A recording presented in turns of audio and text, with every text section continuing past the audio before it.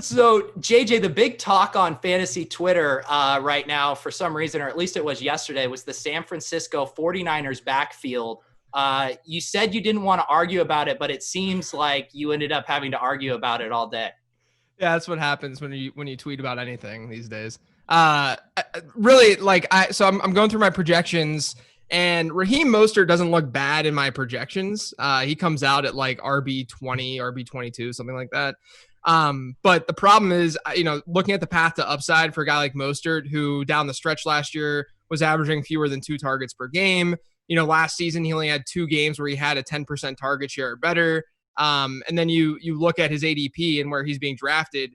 I understand where he's being drafted in comparison to other running backs. I just have a hard time drafting him over some of the wide receivers he's going over and being drafted ahead of. So that's really my take, is that, if we look at what happened in the playoffs, of course he blew up in the NFC Championship game, and he was used heavily in the Super Bowl. But that first game against the Vikings, the divisional round, Tevin Coleman was the starter. Tevin Coleman was the guy who was seeing Raheem Mostert had like 29% of the running back rushes. And then Coleman gets hurt. He has that shoulder injury during the NFC Championship game. And that's when we see Raheem Mostert blow up. And to me, it's just hard to buy into a clear split backfield, or what looks to be like a split backfield, a guy who's not going to see a ton of receiving work. And he's 28 years old. And there were people that were responding to my tweet saying, a young man's David Johnson. Yeah. I want this young up and coming running back. No, guys, he's 28. He's older than Tevin Coleman. So to me, the better value is Coleman out of the two. Now, Davis, you were also in the fray with this argument, battling with some former high stakes champs. Where do you stand on this issue?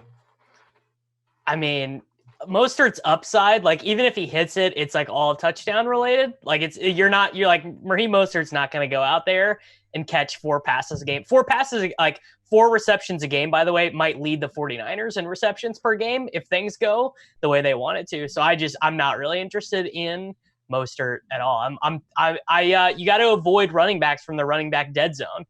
Patented Rotoviz and Ben Gretsch strategy. Just noting, like you really should not be taking dudes there. Yeah, and doesn't it feel in general it's kind of like the old Patriots running back principle, where you just take the cheapest one in drafts because we don't know. Tuttle, do you have a San Francisco running back you like? I mean, there's some deep names. There's a rookie. We got former Jerick McKinnon. You could go the man's Kyle Juszczyk route. I mean, anything's on the table here. Yeah, I was going to say, I thought you buried the lead here a little, Pete, and didn't mention that Jerick McKinnon's in the best shape of his life. He's healthy, bro. According to a simple Google News search, the 49ers trainer has declared Jerick McKinnon in the best shape of his life. Do you think we have any viewers that aren't even old enough to remember what Jerick McKinnon's profile looked like? 100%. Oh, bring up the player 100%. profiler. People don't remember that he used to be in Minnesota. Like he was they don't remember the Matt Asiata, Jerick McKinnon backfield split. They're not old enough to remember.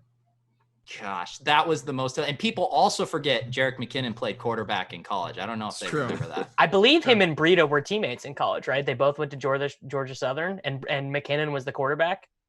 Okay, yeah. I think that's true. One of them could have went to Georgia State though. I mean, when your best comparable on player profile is LaDainian Tomlinson, it's a pretty good comp. It's a decent comp.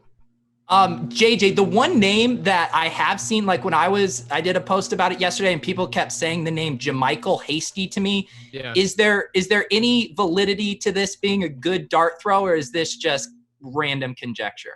I mean, I think that the main reason it would be a good dart throw is just situation based more than anything else.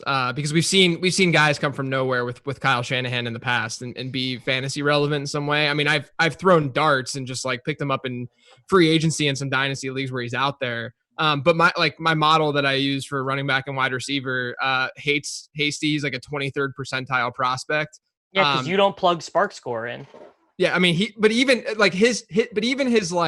his speed score sucks. It's more his like burst that's strong, which is honestly what you would want in that Shanahan offense. It's sort of like the reason that Mostert works is because they just need that like one cut athletic running back who can just be thrown in there, and that's what they've found success with historically, which is why Jerick McKinnon was pretty attractive in that offense, moving over there. But yeah, Hasty's someone who in like a dynasty league, he's a nice, flyer on your bench, but he's not someone that I would really target in like a best ball draft. He was trash in college, right? Yeah, he was not very, like, that's the thing. My models were like really focused on college production, and he just did not have that. Hey, I just remember I'd play college DFS and be like, nope, never, never taking JaMychal Hasty.